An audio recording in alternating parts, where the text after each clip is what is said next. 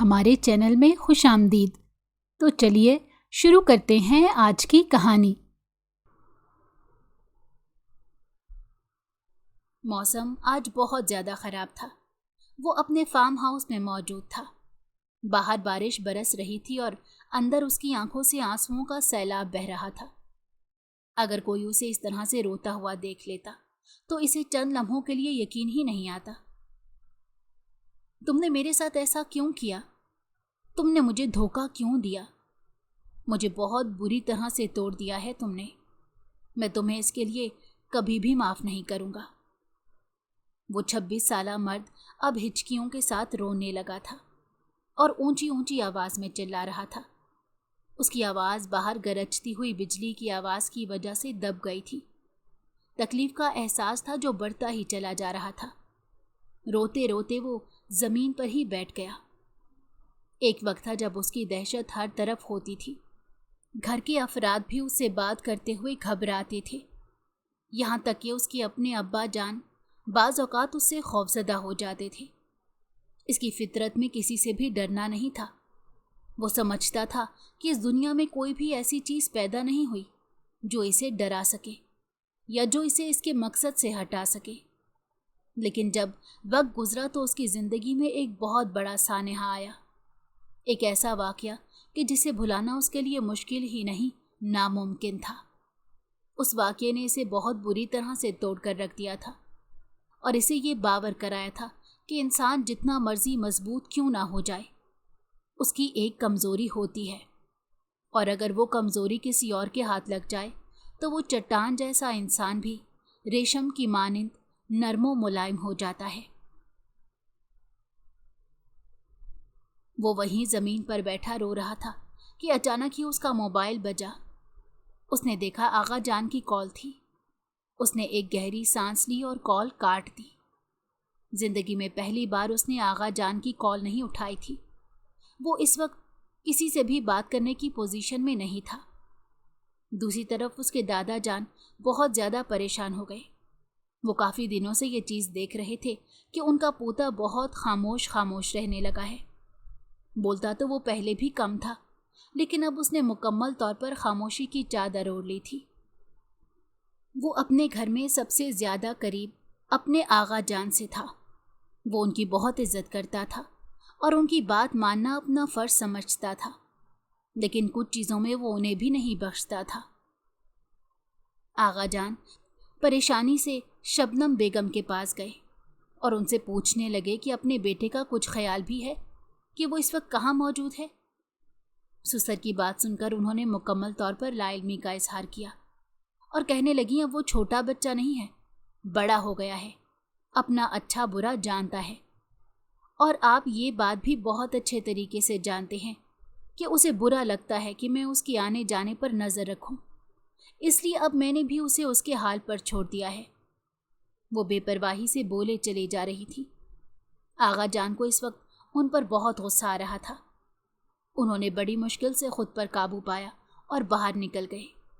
मौसम बहुत ख़राब था। उन्हें डर था कि कहीं ऐसा ना हो वो इस मौसम में तेज़ गाड़ी चला रहा हो। अक्सर गुस्से में ऐसा ही होता था कि वो लॉन्ग ड्राइव पर निकल जाता था। उन्होंने हमीद को कॉल की कि ये उनका सबसे वफादार बॉडीगार्ड था। वो अक्सर ही उसे अपने पोते का पीछा करने के लिए भेजते थे। उन्होंने हमीद से कहा कि बताओ मेरे पोते की क्या खबर है। वो माजरत करते हुए कहने लगा, आगा जान मुझे माफ़ कर दे, मुझे इस बारे में पता नहीं है। दरअसल अम्मा जान की तबीयत कुछ दिनों से बिल्कुल ठीक नहीं। वो अस्पताल में है, मैं उनका ख्याल रखने में मसरूफ़ हूँ। उसकी बात सुनकर आगा जान का खून गुस्से से खौलने लगा और वो फ़ोन पर ही ऊंची आवाज़ में चिल्लाते हुए कहने लगे, तुम्हें अपनी माँ से भी बढ़कर मेरे पोते के बारे में फ़िक्रमंद होना चाहिए। मैंने तुम्हें इसलिए नहीं रखा हुआ कि तुम जब मुश्किल वक्त आए तो यहाँ से निकल जाओ। अभी और इसी वक्त अपनी माँ को वहीं छोड़ो और हवेली वापस आओ। मेरा पोता पिछले 1 दिन से लापता है, उसकी कुछ खबर नहीं। वो इस हवेली का वाहिद वारिस है। अगर उसे कुछ हो गया तो सब कुछ तबाह हो जाएगा। हमीद बहुत ही तहम्मुल से अपने मालिक की बातें सुन रहा था। وہ جانتا تھا کہ یہ سب کچھ وہ غصے میں کہہ رہے ہیں، ورنہ اگر حالات مختلف ہوتے تو وہ اسے اپنی ماں کے پاس ہی رکنے کے لیے کہتے۔ اس نے تابیداری سے ان کی بات مان لی اور اسی وقت اپنے بھائی کو کہا کہ اماں کا خیال رکھنا، مجھے ایک ضروری کام سے جانا ہے۔ وہ حویلی جانے کے لیے نکل کھڑا ہوا۔ رات کے 1 بج رہے تھے۔ بارش ابھی بھی زور و شور سے ہو رہی تھی۔ اب وہ رو رو کر تھک چکا تھا اور بے حال فرش پر بیٹھا ہوا تھا۔ نہ جانے میرے نصیب میں کیا لکھا ہوا ہے، نہ جانے کبھی وہ مجھے ملے گی بھی یا نہیں۔ اگر وہ کسی اور کی ہو گئی تو میں کیا کروں گا؟ میں اس کے بغیر کیسے زندہ رہوں گا؟ اس کے بعد وہ دوبارہ سے پھوٹ پھوٹ کر رونے لگا اور اپنے رب کے حضور فریاد کرتے ہوئے کہنے لگا، اے میرے اللہ، اے میرے پیارے اللہ، اس عورت کو میرے نصیب میں لکھ دے، اس عورت کو میرے لیے حلال کر دے۔ میں اسے بہت محبت کرتا ہوں اور اس کے بغیر زندگی گزارنا میرے لیے بہت مشکل ہے۔ مجھے لگتا ہے کہ میں اس کے بغیر سانس نہیں لے پاؤں گا، میرا دم گھٹتا ہے۔ ماضی کی یادیں اسے دوبارہ سے تکلیفیں پہنچانے لگی تھیں اور وہ دوبارہ سے ذہنی انتشار کا شکار ہو گیا تھا۔ حویلی میں اس وقت گہرا سناٹا چھایا ہوا تھا۔ یقیناً سب لوگ سو چکے تھے سوائے آغا صاحب کے، جو کہ اس وقت لائبریری میں بیٹھے ہوئے تھے اور کتاب پڑھ رہے تھے۔ ان کا دھیان ابھی بھی اپنے پوتے کی طرف ہی الجھا ہوا تھا۔ حمید، جو کہ تھوڑی دیر پہلے ہی حویلی کے اندر داخل ہوا تھا، آتے ساتھ ہی اسے ایک بہت بڑی خبر ملی تھی جس کے بارے میں آغا کو بتانا بہت ضروری تھا۔ پہلی ہی فرصت میں وہ ان کے کمرے کی طرف بڑھا اور دروازے پر دستک دے دی۔ وہ چونک گئے اور سوچنے لگے کہ کون ہو سکتا ہے۔ انہوں نے اندر آنے کی اجازت دے دی۔ جب حمید کمرے کے اندر داخل ہوا تو اس کے چہرے پر فکر مندی کے تاثرات تھے۔ وہ تیزی سے چلتا ہوا اپنے مالک کے قدموں میں بیٹھ گیا اور کہنے لگا، صاحب، غضب ہو گیا ہے۔ جس بات کا ڈر تھا وہی ہو گیا ہے۔ یہ کیا سنسنی پھیلا رہے ہو؟ صاف صاف بتاؤ۔ کومل بیگم اپنی بیٹی کو لے کر واپس آ گئی ہیں۔ یہ سن کر انہیں لگا کہ ساتوں آسمان ان کے سر کے اوپر آ کر گر گئے ہیں۔ وہ جلدی سے اپنی جگہ پر اٹھ کھڑے ہوئے اور اس پر چلاتے ہوئے کہنے لگے، یہ کیا فضول بول رہے ہو؟ مالک، میں جھوٹ نہیں بول رہا بلکہ سچ کہہ رہا ہوں۔ وہ باہر ہی موجود ہیں اور آپ کو پکار رہی ہیں۔ انہوں نے تکلیف سے اپنی آنکھیں بند کر لی۔ جس لمحے سے وہ ایک لمبے عرصے سے نظریں چرا رہے تھے، وہی لمحہ ان کے سامنے آ گیا تھا۔ انہوں نے اپنے ملازم کو کہا کہ اس بارے میں کسی کو بھی پتہ نہیں چلنا چاہیے۔ آج ہم لوگوں میں جو بھی بات ہوگی وہ ہم لوگوں کے درمیان میں ہی رہے گی۔ ان کے ملازم نے احترام سے ہاں میں سر ہلا دیا اور کہنے لگا، میں نے ہمیشہ آپ کے ساتھ وفاداری کی ہے اور مرتے دم تک کرتا رہوں گا۔ جب وہ باہر گئے تو کومل صاحبہ اٹھ کھڑی ہوئیں۔ اپنے باپ کو دیکھ کر ان کے لبوں پر مسکراہٹ پھیل گئی تھی، مگر ان کا دل تکلیف میں ڈوبا ہوا تھا۔ اپنے باپ کی وجہ سے انہیں بہت ساری مشکلات کا سامنا کرنا پڑا تھا، مگر اس کے باوجود بھی ان کے دل میں بابا کے لیے محبت کم نہیں ہوئی تھی۔ تم یہاں پر کیوں آئی ہو؟ انہوں نے سخت الفاظ میں پوچھا۔ وہ گہرے انداز میں مسکرانے لگے اور کہنے لگیں کہ آپ کو پتا تھا کہ میں ایک دن آپ کے پاس ضرور لوٹ کر آؤں گی، اسی لیے آپ کو مجھ سے اس طرح کا سوال نہیں کرنا چاہیے۔ ایسی بات ہرگز نہیں۔ میں جسے چھوڑ دیتا ہوں اس کی طرف دوبارہ پلٹ کر نہیں دیکھتا۔ آغا صاحب ہی جانتے تھے کہ کتنی مشکل سے وہ یہ الفاظ ادا کر رہے ہیں، لیکن میں آپ کی بیٹی ہوں۔ مجھے پتا ہے کہ آپ مجھے آج تک نہیں بھول پائے۔ آپ ہمیشہ ہی میرے انتظار میں رہتے ہیں۔ فکر مت کریں، میں آپ کے پاس زیادہ وقت گزارنے نہیں آئی، بلکہ میں آپ کے حوالے اپنی امانت کرنے کے لیے آئی ہوں۔ اس کے ساتھ ہی انہوں نے ایک نظر اپنے ساتھ کھڑی جیا پر ڈالی، جو اس وقت بہت ڈری سہمی تھی۔ میں اس کو آپ کے حوالے کرنے آئی ہوں۔ مجھے کینسر ہے۔ ڈاکٹر نے مجھے بہت کم وقت بتایا ہوا ہے۔ شاید چند ہی دنوں کے اندر اندر میرا انتقال ہو جائے۔ اس کا آپ لوگوں کے سوا اس دنیا میں کوئی نہیں۔ میں نے خود تو اکرم سے شادی کر کے اپنی زندگی کو اجیرن بنا دیا تھا، لیکن میں نہیں چاہتی کہ میری بیٹی کی زندگی عذاب بنے۔ اس کے ساتھ ہی انہوں نے اپنے بابا کے سامنے ہاتھ جوڑ دیے اور روتے ہوئے کہنے لگی، اس بار مجھے مایوس نہ کیجیے گا۔ آغا صاحب بھی اپنا صبر کھو چکے تھے۔ وہ تیزی سے چلتے ہوئے اپنی بیٹی کی طرف بڑھے اور اس کا سر اپنے سینے سے لگا کر پھوٹ پھوٹ کر رونے لگے۔ اتنے عرصے بعد ان کے دل میں سکون اترا تھا۔ وہ جانتے تھے یہ ماضی میں ان سے کچھ غلطیاں ہوئی تھیں اور ان کی بیٹی نے بھی کچھ گناہ کیے تھے، مگر اس کے باوجود بھی وہ اس سے ناراض نہیں رہ پائے تھے۔ ہر وقت ہی انہیں اپنی بیٹی کا خیال ستاتا رہتا تھا۔ آج جب وہ ان کے سامنے آئی تھی تو وہ ساری ناراضگی بھول گئے تھے اور اسے دوبارہ سے اپنا لیا تھا۔ بیٹی سے ملنے کے بعد انہوں نے اپنی نواسی کے سر پر ہاتھ رکھا اور اسے دعائیں دی۔ اس کے ساتھ ہی انہوں نے اپنی بیٹی کو کہا کہ تم فکر مت کرو، میں اس کا بہت خیال رکھوں گا، اور انہوں نے حمید کو بھی حکم جاری کر دیا کہ وہ کومل بیگم کے علاج کے سلسلے میں ڈاکٹر سے بات کریں۔ اسی وقت ہی انہیں اسپتال بھیجا گیا، مگر بدقسمتی یہ تھی کہ کینسر آخری اسٹیج پر تھا اور بچنے کے کوئی بھی چانسز نہیں تھے۔ وہ اسی رات ہسپتال میں ایڈمٹ ہو گئی، جبکہ جیا حویلی میں واپس چلی آئی۔ اتنا سب کچھ ہو گیا تھا، لیکن ابھی تک حویلی کے لوگوں کو کوئی خبر نہیں تھی۔ وہ نیند کے مزے لینے میں مصروف تھے۔ جیا کو آغا جان نے اپنے کمرے میں ہی سونے کے لیے کہا تھا، مگر اس نے انکار کر دیا تھا۔ نیند اس کی آنکھوں سے کوسوں دور تھی۔ وہ دونوں نانا نواسی لائبریری میں جا کر بیٹھ گئے۔ جیا چند لمحوں تک تو اپنے نانا کے چہرے کو دیکھتی رہی اور پھر کہنے لگی، اماں جان سے آخر ایسی کون سی غلطی ہو گئی تھی جو آپ سب لوگوں نے ان سے کنارہ اختیار کر لیا؟ اتنا عرصہ گزرنے کے باوجود بھی آپ نے کبھی ہماری خبر لینا گوارا نہیں سمجھا۔ آخر ایسا کون سا گناہ ہو گیا تھا کہ جس کی سزا مجھے بھی ملی؟ وہ بہت تکلیف سے یہ لفظ ادا کر رہی تھی۔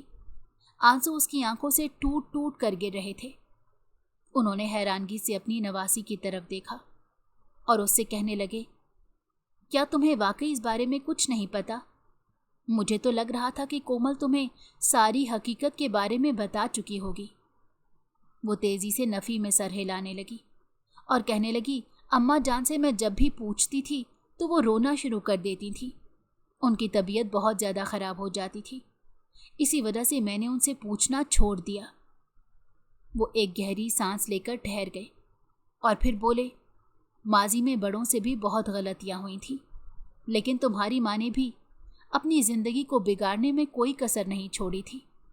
اگر وہ اس وقت میرا فیصلہ مان لیتی تو شاید حالات تھوڑے بہتر ہو جاتے، مگر وہ بہت جلد باز تھی۔ اس میں صبر نام کی کوئی چیز نہیں تھی۔ جب وہ ماضی کے واقعات دوبارہ سے دہرانے لگے تو ان کی آنکھیں آنسوؤں سے بھرنے لگی۔ بلا شبہ ماضی بہت تلخ تھا۔ اس کی تکلیف آج بھی انہیں ویسے ہی محسوس ہوتی تھی۔ جیا وہ میری سب سے لاڈلی بیٹی تھی اور اس حویلی کی سب سے لاڈلی لڑکی تھی۔ اس کی ہر خواہش منہ سے نکلنے سے پہلے ہی پوری ہو جاتی تھی اور اسی نے اسے سر چڑھا دیا تھا۔ تمہاری نانی جب بھی مجھے کہتی تھی کہ میں اپنی بیٹی پر کنٹرول کروں تو میں ڈانٹ کر اسے خاموش کروا دیتا تھا۔ میں اسے کہتا تھا کہ یہ میری ملازمہ یا غلام نہیں جو میں اسے کنٹرول کرتا پھروں۔ یہ میری بیٹی ہے، نخرے دکھانا اس کا حق ہے اور میرا فرض ہے کہ میں اس کی خواہشات کو پورا کروں۔ جب اس کی شادی کی عمر ہوئی تو میں نے اپنے ایک دوست سے بات کی۔ اس کا بیٹا مجھے بہت پسند تھا، وہ کافی اچھا اور شریف انسان تھا۔ جب کومل کے سامنے میں نے یہ بات رکھی تو وہ واویلا مچانے لگی اور کہنے لگی کہ نہیں، میں اس انسان سے شادی نہیں کروں گی، بلکہ میں کسی اور کو پسند کرتی ہوں۔ بیٹی کے منہ سے کسی اور مرد کے لیے پسندیدگی کا اظہار سن کر روایتی مردوں کی طرح میرا خون بھی غصے سے کھولنے لگا تھا۔ وہ ساری محبت، پیار جو میرے دل میں اس کے لیے تھا، وہ اس وقت یکدم ہی ختم ہو گئے تھے۔ دوسری طرف میرے بھائیوں نے بھی مجھے بھڑکایا ہوا تھا کہ دیکھو تمہاری محبت اور پیار کا اس نے ناجائز فائدہ اٹھایا ہے اور کسی اور سے عشق کی پینگیں لڑا لی ہیں۔ میں نے بھی ضد ڈالی اور کہا کہ تمہاری شادی ہوگی تو اسی جگہ ہوگی، اس کے علاوہ میں کسی اور جگہ پر تمہارا رشتہ نہیں کروں گا۔ اگر میں اس وقت تھوڑا عقل سے کام لیتا تو شاید مجھے یہ احساس ہو جاتا کہ اس کا مطالبہ غلط نہیں ہے، زندگی اسی نے گزارنی تھی تو اسے بھی یہ حق حاصل ہونا چاہیے تھا کہ وہ اپنی مرضی ظاہر کر سکے۔ وہ روتی رہی، پیٹتی رہی، میری منتیں کرتی رہی، لیکن میں نے اس کی ایک بھی بات نہیں سنی اور اپنے دوست کے بیٹے سے اس کی شادی طے کر دی۔ 1 مہینے کے اندر میں نے اس کی رخصتی کر دی۔ مجھے یہی لگا تھا کہ وہ اپنے گھر میں خوش و خرم ہوگی۔ کئی مہینے گزر جاتے تھے، وہ ہم سے ملنے کے لیے نہیں آتی تھی۔ یہ چیز دیکھ کر پھر مجھے وحشت ہونے لگی۔ اس کے مقابلے میں میری تمام بیٹیاں ہر تہوار پر ہر گھر میں اکٹھی ہوتی تھیں، صرف وہی تھی جو ہمیشہ غیر حاضر رہتی تھی۔ میں نے تمہاری نانی کو کہا کہ پتہ لگاؤ ماجرا کیا ہے، کیا وہ ابھی بھی مجھ سے ناراض ہے یا پھر اس کے گھر میں کوئی مسئلہ ہے۔ تمہاری نانی اس کے گھر میں خبر لینے کے لیے چلی گئی۔ جب وہ واپس آئیں تو اس کے ساتھ کومل بھی تھی، جس کا پورا وجود زخموں سے چور تھا، اسے چلا نہیں جا رہا تھا۔ اس کی یہ حالت دیکھ کر 7 آسمان میرے سر پر گر گئے تھے۔ میں سوچ بھی نہیں سکتا تھا کہ وہ اتنی تکلیف میں ہو سکتی ہے۔ پھر بعد میں مجھے پتا چلا کہ اس کا شوہر اس پر ظلم کرتا تھا۔ وہ جب بھی مجھے دیکھتی تھی منہ پھیر لیتی تھی، مانتا تھا کہ اس کی اس حالت کا ذمہ دار میں ہی ہوں۔ میں نے کچھ ہی عرصے بعد اس کے شوہر کو بلوایا۔ وہ بہت زیادہ شرمندہ تھا۔ اس نے مجھ سے وعدہ کیا کہ وہ دوبارہ کبھی بھی اسے تکلیف نہیں پہنچائے گا۔ میں نے دوبارہ سے اپنی بیٹی کو اس کے ساتھ بھیج دیا۔ وہ انسان واقعی سدھر گیا تھا۔ ماضی کے گناہوں سے اس نے پرہیز کر لیا تھا۔ پہلے وہ شراب پیتا تھا، اب اس نے شراب بھی چھوڑ دی تھی اور زندگی کی طرف لوٹ آیا تھا۔ لیکن اب میری بیٹی کا دماغ 7ویں آسمان پر تھا۔ وہ اپنے شوہر کی شکل بھی دیکھنا نہیں چاہتی تھی۔ وہ جب بھی اسے بات کرتی تھی اس کا لہجہ تلخ ہوتا تھا۔ تیمور نے کئی بار مجھ سے اس بارے میں شکایت کی۔ میں کومل کو سمجھاتا تو وہ صاف الفاظ میں کہہ دیتی تھی کہ اس انسان نے مجھ پر ظلم کیا، میں اس کے ظلم کو کبھی نہیں بھول سکتی۔ اسے تیمور سے بہت نفرت ہو گئی تھی، کیونکہ اس کی وجہ سے وہ اپنے بچے کو کھو چکی تھی۔ اس نے ایک دن مجھے صاف الفاظ میں کہا کہ میں اس انسان کے ساتھ رہنا نہیں چاہتی، میں نے اس سے طلاق لینی ہے۔ میں نے اس بار بھی اس کا ساتھ نہیں دیا، اور پھر ایک دن وہ اس سے طلاق لینے میں کامیاب ہو گئی۔ اس بارے میں حویلی کے کسی بھی مرد کو معلوم نہیں تھا۔ وہ دوبارہ سے اپنے پرانے عاشق کے پاس چلی گئی۔ جب مجھے پتا چلا تو میں بہت غصہ ہوا۔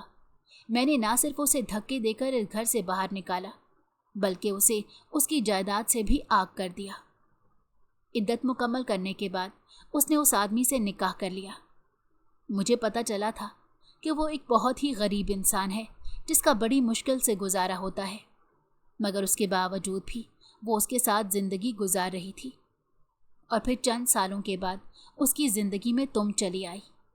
میرے دل میں یہ خواہش شدت سے پیدا ہوئی تھی کہ میں تم سے جا کر ملاقات کروں، لیکن پھر اپنے بھائیوں اور بہوؤں کی وجہ سے میں نہیں جا سکا۔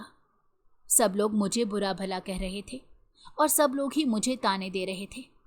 میری بیٹی نے مجھے کسی کے سامنے نظریں ملانے کے قابل نہیں چھوڑا تھا۔ تیز مزاج کا بہت سخت انسان تھا۔ اگر کسی اور نے اس کی جگہ یہ کام کیا ہوتا تو میں اسے بہت کڑی سزا دیتا، مگر اپنی بیٹی کی وجہ سے میں بہت زیادہ مجبور ہو گیا تھا۔ میں اسے سزا نہیں دینا چاہتا تھا۔ مجھے یہ پتا چلا تھا کہ وہ اپنی زندگی میں پرسکون ہے۔ میں چاہتا تھا کہ وہ سکون سے اپنی زندگی گزارے۔ یہ نہیں تھا کہ میں تم لوگوں کی طرف سے بالکل بے خبر ہو گیا تھا۔ تھوڑے ہی عرصے کے بعد جب تمہارے والد کا انتقال ہو گیا تو اس کے بعد میں تم لوگوں کے لیے ایک شخص کے ہاتھوں راشن بھجوانے لگا۔ تمہیں اتنے عرصے سے جو شخص اسکول کی فیس ادا کر رہا تھا وہ پیسے میری طرف سے جا رہے تھے۔ یہ ساری باتیں کرنے کے بعد وہ چند لمحوں کے لیے خاموش ہو گئے، جبکہ جیا حیرانگی سے ان کے چہرے کی طرف دیکھتے ہوئے کہنے لگی، اگر آپ ہم لوگوں سے نفرت نہیں کرتے تھے اور آپ ہماری اتنی مدد کر رہے تھے تو آپ ہم سے ملنے کیوں نہیں آئے؟ میں اس لیے نہیں آ سکا کیونکہ میرے بڑے بیٹے کو یہ پسند نہیں تھا۔ اس نے مجھے دھمکی دی تھی कि अगर मैंने तुम्हारी माँ से दोबारा ताल्लुक रखने की कोशिश की तो वो ये घर छोड़कर चला जाएगा। मैं जानता था कि उसके घर छोड़ने की वजह से बाकी बेटे भी बिखर जाएंगे। मैं अपने घर को टूटने से रोकना चाहता था। यह आशियाना मैंने बड़ी मेहनत से बनाया था, इसमें मेरी बहुत मेहनत लगी थी। तुम्हारी माँ की वजह से मैं ये सब कुछ टूटने नहीं दे सकता था। ये बात सच है कि पिछले कुछ अरसे से मैं तुम लोगों की तरफ से बिल्कुल बेखबर हो गया, और शायद इसी दौरान उसे ये बुरी बीमारी लगी। अगली ही सुबह, अभी उन्होंने अपनी नवासी का तारुफ नहीं करवाया था कि अस्पताल से फ़ोन आ गया। कोमल बेगम की तबीयत बहुत ज़्यादा ख़राब हो गई थी। वो अपने बाबा और बेटी दोनों को पुकार रही थी। वो अपनी नवासी को लेकर अस्पताल चले गए। उनकी बेटी की आखिरी सांसें चल रही थी। वो इनसे हाथ जोड़कर माफ़ी मांगने लगी। आगा जान ने कहा कि मैंने तुम्हें माफ़ कर दिया, मैं तुमसे नाराज़ नहीं हूँ। आंसू इनकी आंखों से तेज़ी से बह रहे थे। कोमल बेगम ने रोते हुए कहा कि मुझ पर एक एहसान कर दें, जिया की शादी पयाम से तय कर दें। मैंने बचपन में ही उसके दिल में ये बात डाल दी थी कि तुम्हारा निकाह उसी से होगा। उन्होंने हैरानगी और बेयकीनी के मिले जुले तासुरात लेकर अपनी बेटी के चेहरे की तरफ देखा।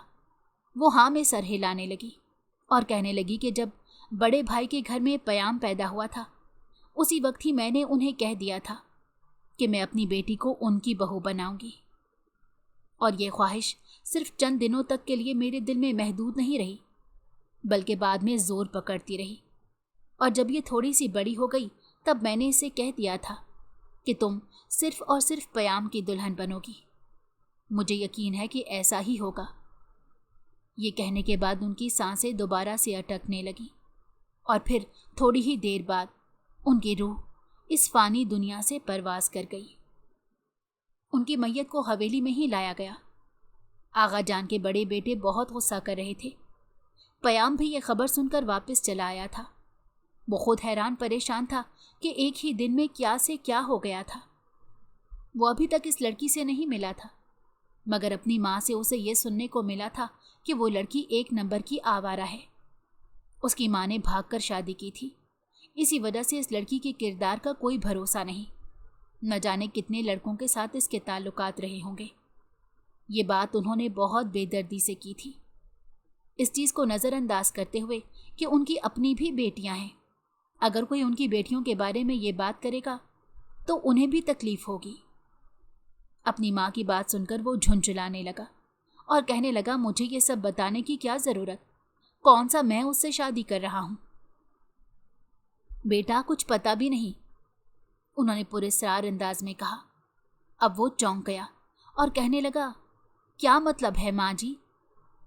अपनी माँ को मुकम्मल तौर पर खामोश देखकर वो गुस्से से कहने लगा कि मुझे अंदाज़ा हो रहा है कि इस वक्त आपके दिमाग में क्या चल रहा है, मगर मैं आपको ये बात साफ अल्फाज में बता देता हूँ कि ऐसा कभी भी मुमकिन नहीं होगा। ये बात मुझे नहीं बल्कि अपने आगा जान को जाकर बताओ, क्योंकि मैंने उन्हें तुम्हारे बाप से बात करते सुना था। वो इस ख्वाहिश का इजहार कर रहे थे। वो दोनों माँ बेटा एक दूसरे से लड़ रहे थे कि अचानक ही आगा जान कमरे के अंदर दाखिल हुए और इन्हें डांटते हुए कहने लगे, ये क्या तरीका है? मैयत घर के अंदर पड़ी हुई है और तुम लोग आपस में लड़ाई कर रहे हो। वो जल्दी से आगा जान की तरफ पलटा और कहने लगा, मुझे आपसे एक ज़रूरी बात करनी है। उन्होंने हाथ उठाकर इसे खामोश रहने का इशारा किया और कहा कि मैं तुमसे थोड़ी देर बाद इस सिलसिले में बात करता हूँ, फिलहाल जनाजा हो जाने दो। वो जिस खामोशी से आए थे उसी खामोशी से कमरे से बाहर निकल गए, लेकिन जाते जाते वो पीछे मौजूद दो नफूसों के जहन को बहुत बुरी तरह से मुतासिर कर चुके थे। माँ के कमरे से चले जाने के बाद वो बिस्तर पर बैठ गया। उसने अपना सर दोनों हाथों में गिरा दिया और जोर जोर से अपने बाल खींचते हुए चिल्लाने लगा, ऐसा कभी नहीं करूँगा मैं। उसके अलावा किसी लड़की की तरफ नज़र उठाकर नहीं देखूँगा। मैंने उससे मोहब्बत की है और मैं मोहब्बत में शिर्क नहीं कर सकता। तकरीबन 1 साल पहले वो छुट्टियां मनाने के लिए अपने एक दोस्त के गांव गया था। उसके गांव में बहुत से शिकारी परिंदे उतरते थे। उन्होंने प्लान बनाया था कि वो इनका शिकार करेंगे। उसे बचपन से ही इस तरह के काम करने का बहुत शौक था, लेकिन आगा जान उसके इन्हीं शौकों की वजह से बहुत ज़्यादा खौफजदा थे, क्योंकि वो जानते थे कि उनका पोता बहुत जज्बाती है और उसे किसी भी वक्त किसी भी हरकत की उम्मीद की जा सकती है। इस बार भी वो सब लोगों से लड़ झगड़ कर गाँव तो निकल गया था। वहाँ जाकर उसे शदीद पछतावा हो रहा था। गांव में किसी तरह की कोई सहूलत नहीं थी। लाइट अगर चली जाती थी तो 8-8 घंटे गायब रहती थी। वो इस वक्त अपने जिस दोस्त के घर क़याम पजीर थे, वो भी कोई बहुत अमीर नहीं था, बल्कि एक मुतवस्सित घराने से ताल्लुक़ रखता था। वो अपनी बिसात के मुताबिक जितना कर सकता था कर रहा था। क़याम, जिसने ज़िंदगी शहनशाही में गुजारी थी, उसके लिए इस तरह के माहौल में गुजारा करना बहुत मुश्किल हो गया था। रात का वक्त था। वो छत पर लेटा हुआ था। बिजली गई हुई थी। मच्छरों ने उसका जीना हराम कर दिया था। तंग आकर वो अपने बिस्तर पर उठ बैठा और फिर चहलकदमी करने के लिए घर से बाहर निकल गया। अभी वो गली के कोने में ही मौजूद था कि उसे गुनगुनाने की आवाज़ सुनाई दी। वो चौंक गया और सोचने लगा कि रात के इस पहर कौन पागल इंसान है जो गुनगुना रहा है। थोड़ी ही देर बाद उसे पता चला कि ये आवाज़ किसी मर्द की नहीं बल्कि किसी औरत की है। वो लड़की एक छोटे से कच्चे मकान के सहन में बैठी हुई थी। उसने अपना सर झुकाया हुआ था और गुनगुनाए चली जा रही थी। एक लम्हे के लिए तो इसे खुद महसूस होने लगा। उसे लगा शायद ये कोई चुड़ैल है। ना चाहते हुए भी वो उसकी तरफ चला गया। अपने मोबाइल की टॉर्च इसने ऑन कर रखी थी। जिया, जो उस वक्त हर चीज़ से बिल्कुल बेनियाज थी, उसे बिल्कुल अंदाज़ा नहीं था कि क़याम उसकी तरफ बढ़ रहा है। वो इसे 2 कदम के फासले पर रुक गया और मोबाइल की रोशनी उसके चेहरे की तरफ कर दी। उसने खौफ से अपना सर उठाया और सामने खड़े शख्स को देखकर वो घबरा गई। यही वो लम्हा था जब क़याम के दिल में उस लड़की ने घर कर लिया था। उससे प्यारी लड़की उसने आज से पहले कभी नहीं देखी थी। उसकी मासूम झील जैसी आंखें थीं जिसमें वो डूबने के लिए बेचैन हो गया था। दूसरी तरफ जिया खौफ से घर के अंदर की तरफ भाग गई। पहले वो जिस गांव में रहते थे, उस गांव के चौधरी ने जिया को तंग करने की कोशिश की थी। बेटी की इज्जत बचाने के लिए कोमल बेगम दूसरे गांव चली आई थी। क़याम का दिमाग चंद लम्हों के लिए तो बिल्कुल रुक गया था। काफ़ी देर तक वो सहन में खड़ा रहा। अचानक ही उसे अपने दोस्त की आवाज़ सुनाई दी, जो इसे डांट रहा था और कह रहा था कि तुम खाला मीना के घर क्या कर रहे हो? अगर किसी ने देख लिया तो तुम्हारे लिए मसला पैदा हो जाएगा। उसकी आवाज़ सुनकर वो ख्यालों की दुनिया से बाहर निकला और तेज़ी से भागता हुआ उसकी तरफ चल दिया। वो अभी तक उस लड़की को भूल नहीं पा रहा था। ना चाहते हुए भी उसने अपने दोस्त से सवाल किया कि यहाँ पर जो लड़की रहती है वो कौन है? अरे तुम जिया की बात कर रहे हो? वो खाला मीना की बेटी है। ये दोनों कुछ ही अरसे पहले हमारे गांव में आए हैं। बहुत ही गरीब हैं। उसकी बेचारी माँ बीमार रहती है, मगर उसके बावजूद भी वो लोगों के घरों में काम करके रोज़ी रोटी कमाती है। उस मासूम सी लड़की के हालात के बारे में सुनकर इसे बहुत दुख हुआ था। इसने दिल ही दिल में फ़ैसला कर लिया था कि अब वो इस लड़की की मदद करेगा और उसे गुर्बत भरी ज़िंदगी से बाहर निकालेगा। उसके साथ वो वापस चला आया। इसी दौरान लाइट भी आ गई, लेकिन अब उसे नींद नहीं आ रही थी। उसकी नींदें कोई चुरा चुका था। पूरी रात वो बेचैनी से करवटें लेता रहा और उसी के बारे में सोचता रहा। जैसे ही सुबह की रोशनी फैली, वो जल्दी से अपने बिस्तर से उठा और दोबारा से उस घर की तरफ भागा कि उस मासूम सी लड़की का दीदार कर सके। और तकरीबन 1 घंटे से उस घर के दरवाजे के सामने खड़ा था, मगर अभी तक कोई भी बाहर नहीं निकला था। वो सहन कच्चा था और उसकी कुछ दीवारें भी टूटी हुई थी।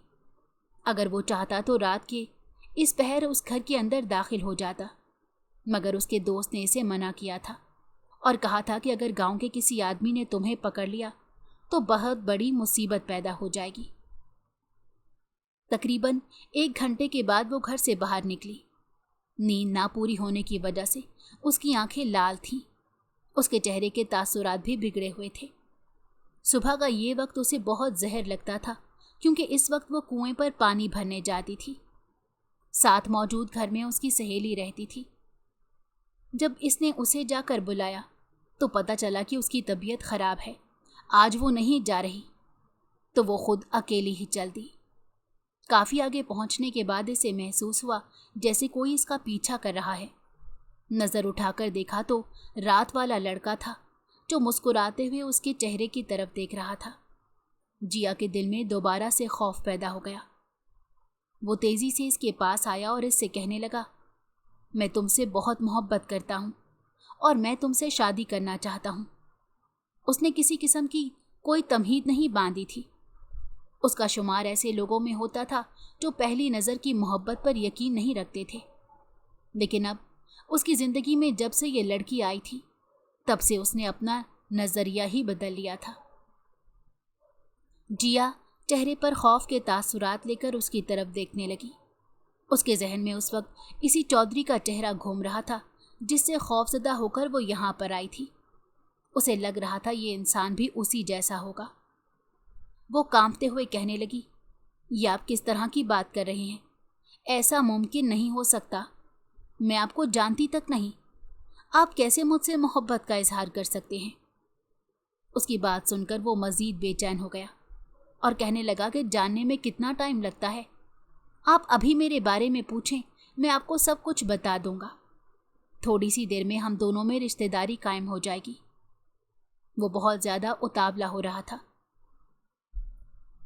اس سے بڑی مشکل سے جان بچا کر وہ دوبارہ گھر کے اندر کی طرف لوٹ آئی۔ اب اس نے گھر سے نکلنا کم کر دیا تھا۔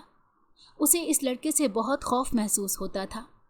دوسری طرف وہ ہر وقت اسی کوشش میں لگا رہتا کہ کسی طرح سے اپنے محبوب کا دیدار کر سکے اور اس سے مل سکے۔ اب اس نے گاؤں میں کافی دن گزار دیے تھے۔ اس کے گھر والے اسے پکار رہے تھے۔ وہ اس وقت یہاں سے نہیں جانا چاہتا تھا جب تک کہ اس لڑکی کو حاصل نہ کر لے۔ اس نے 2-3 بار اس کی ماں سے بھی ملنے کی کوشش کی تھی، لیکن مینا بیگم کی طبیعت بہت زیادہ خراب رہتی تھی۔ وہ بہت کم کسی سے ملتی تھی یا گھر سے باہر نکلتی تھی۔ کچھ ہی عرصے بعد وہ حمید سے رابطہ کرنے میں کامیاب ہو گئی۔ حمید ہی وہ انسان تھا جو انہیں گاؤں سے اٹھا کر شہر لایا تھا۔ یہ سب کچھ وہ آغا جان کے کہنے پر کر رہا تھا، مگر اس بارے میں اس نے کومل کو شک نہیں ہونے دیا تھا۔ وہ آخری بار اس سے جمعرات کے دن ملی تھی۔ یہ ملاقات بھی غیر یقینی تھی۔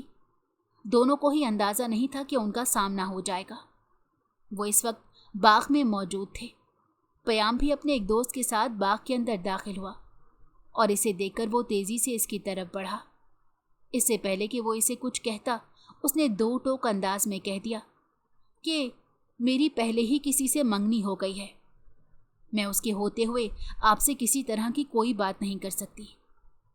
اور اس وقت پیام کو لگا تھا کہ کسی نے 7 آسمان اس کے سر پر گرا دیے ہوں۔ وہ تیزی سے نفی میں سر ہلانے لگا اور زور زور سے چیختے ہوئے کہنے لگا، نہیں، ایسا نہیں ہو سکتا۔ مگر سامنے کھڑی لڑکی نے اس کی ایک بھی نہ سنی، کیونکہ اس کی ماں نے اسے صاف الفاظ میں یہ بات بتا دی تھی کہ وہ کسی اور مرد کی طرف دیکھنا بھی گوارا نہ کرے، کیونکہ وہ اس کی شادی اپنے بھائی کے بیٹے کے ساتھ کریں گی۔ اس کی ماں نے اسے اس شخص کا نام تک نہیں بتایا تھا اور نہ ہی ان لوگوں کے پاس اس شخص کی کوئی تصویر تھی، مگر اس کے باوجود بھی وہ اپنے دل میں اس اندیکھے شخص کو جگہ دے چکی تھی۔ لیکن پھر بعد میں اس کی ماں کی طبیعت خراب ہو گئی اور حالات ایسے پیدا ہو گئے کہ وہ دوبارہ سے اپنے پرانے لوگوں میں واپس چلی گئی۔ دوسری طرف پیام کی حالت بھی دن بدن بگڑتی چلی جا رہی تھی۔ اس وقت تو وہ اپنے آغا جان کے بار بار کہنے پر واپس چلا آیا تھا اور اس کے دوست نے بھی اسے تسلی دی تھی کہ تم فکر مت کرو، میں اس بارے میں کچھ کروں گا۔ لیکن جب وہ دوبارہ سے لوٹ کر اس گاؤں میں گیا تو اسے پتہ چلا وہ لڑکی یہاں سے جا چکی ہے۔ اس رات وہ بہت زیادہ رویا تھا۔ اپنے رب کے حضور گڑ گڑا کر اس نے دعا کی تھی کہ وہ لڑکی اس کے نصیب میں لکھتی جائے۔ اس کے بعد ایسے لگ رہا تھا جیسے وقت تھم گیا ہے۔ رات دن گزارنا اس کے لیے بہت مشکل ہو گیا تھا۔ اب وہ پہلے کی طرح اپنے گھر والوں میں نہیں بیٹھتا تھا، نہ ہی وہ زیادہ کسی سے بات کرتا تھا۔ اس کے ذہن میں صرف اور صرف اسی لڑکی کا تصور چلتا رہتا۔ ایک وقت تھا جب وہ محبت کرنے والے لوگوں کا مذاق بناتا تھا، اور اب وہ خود محبت کی آگ میں جل رہا تھا۔ اسے اب پتہ چل رہا تھا کہ یہ تکلیف کتنی شدید ہوتی ہے، اور اس کو برداشت کرنا انسان کے لیے بہت مشکل ہو جاتا ہے۔ آغا جان نے دوسری طرف فیصلہ کر لیا تھا کہ وہ اپنے پوتے کو کسی طرح سے اپنے جال میں پھنسائیں، کہ انہوں نے اپنی بیماری کی جھوٹی رپورٹ تیار کر لی۔ جب انہوں نے پیام سے شادی کی بات کی تو ساتھ ساتھ انہوں نے یہ بھی کہہ دیا کہ ان کا آخری وقت آ گیا ہے، ان کے پاس بہت کم ٹائم بچا ہے، وہ چاہتے ہیں کہ اس دوران وہ ان کی خوشی پوری کر دے۔ انہوں نے اپنے پوتے کو ایموشنل بلیک میل کیا تھا۔ نہ چاہتے ہوئے بھی ان کا پوتا ان کی بات ماننے کے لیے راضی ہو گیا، مگر غصے سے اس کا برا حال تھا۔ اس نے دل ہی دل میں فیصلہ کر لیا تھا کہ وہ اس لڑکی کو اچھا خاصا سبق سکھائے گا اور اسے اس کی اوقات یاد دلا دے گا۔ مگر شادی کی رات جب وہ کمرے میں گیا اور اس نے سامنے بیٹھے وجود کو دیکھا تو چند لمحوں کے لیے اسے یقین ہی نہیں آیا۔ وہ بے یقینی سے بھاگتا ہوا اس کے پاس آیا اور اس کو ہاتھ لگاتے ہوئے کہنے لگا، یہ کوئی خواب تو نہیں، یہ حقیقت ہی ہے نا؟ سامنے وہی لڑکی بیٹھی ہوئی تھی جسے اس نے دعاؤں میں مانگا تھا۔ جیا خود حیران پریشان تھی۔ اس لڑکے سے جان چھڑوا کر تو وہ شہر آئی تھی، تو کیا یہی اس کے ماموں جان کا بیٹا تھا؟ پیام کو ابھی تک یقین نہیں آ رہا تھا۔ وہ دوبارہ سے کمرے سے باہر نکل گیا۔ اس کا رخ اب آغا جان کے کمرے کی طرف تھا۔ وہ اسے اس وقت یہاں دیکھ کر حیران رہ گئے اور اس سے پوچھنے لگے، تم یہاں پر کیا کر رہے ہو؟ تمہیں تو اپنے کمرے میں ہونا چاہیے تھا۔ وہ بچوں کی طرح جوش سے پوچھنے لگا کہ کمرے میں جو لڑکی بیٹھی ہوئی ہے کیا وہ واقعی میری بیوی ہے؟ اسے اتنا خوش دیکھ کر انہیں ہضم نہیں ہو رہا تھا۔ جب انہوں نے تیزی سے ہاں میں سر ہلایا تو وہ خوشی سے چلانے لگا، یوں لگ رہا تھا جیسے وہ پاگل ہو گیا ہے۔ اور پھر تھوڑی ہی دیر بعد اس نے آغا جان کو اپنی محبت کی داستان سنا دی۔ ان کے دل میں اپنی نواسی کو لے کر جو ڈر پیدا ہوا تھا وہ ڈر بھی ختم ہو گیا تھا۔ بلا شبہ اللہ تعالیٰ نے ان کی نواسی کے لیے بہتر فیصلہ کیا تھا۔ وہ دوبارہ سے لوٹ کر اپنے کمرے میں آیا۔ اب اس کا دل بہت زیادہ مطمئن تھا، کسی قسم کا کوئی پچھتاوا نہیں تھا۔ اس کی ساری دعائیں قبول ہو گئی تھیں۔ اس کے لیے وہ اپنے رب کا جتنا بھی شکر ادا کرتا کم تھا۔ سب سے پہلے اس نے جائے نماز بچھائی اور شکرانے کے نفل ادا کیے۔ اس کے بعد وہ اس کے سامنے اپنی محبت کے اظہار کرنے لگا اور اسے بتانے لگا کہ اس کے بغیر وہ کیسے بے چین تھا، کیسے اس نے مشکل سے وقت گزارا ہے۔ جیا اب خود کو خوش قسمت محسوس کر رہی تھی جسے اس قدر محبت کرنے والا شوہر ملا تھا، ورنہ وہ سمجھ رہی تھی کہ اس کے ساتھ بھی ویسا ہی سلوک کیا جائے گا جیسا اس کی ماں کے ساتھ کیا گیا تھا۔ اس کی ساری غلط فہمیاں دور ہو گئی تھیں۔ اگلے ہی دنوں سے سب حویلی والوں کو یہ بات صاف الفاظ میں بتا دی گئی کہ اس نے جیا کو اپنی بیوی کے روپ میں قبول کر لیا ہے، اور اب وہ سب سے یہی توقع کرتا ہے کہ وہ اسے وہی عزت دے جس عزت کی وہ حقدار ہے، اور اگر کسی نے اس کے ساتھ برا سلوک کرنے کی کوشش کی تو وہ ہرگز بھی برداشت نہیں کرے گا۔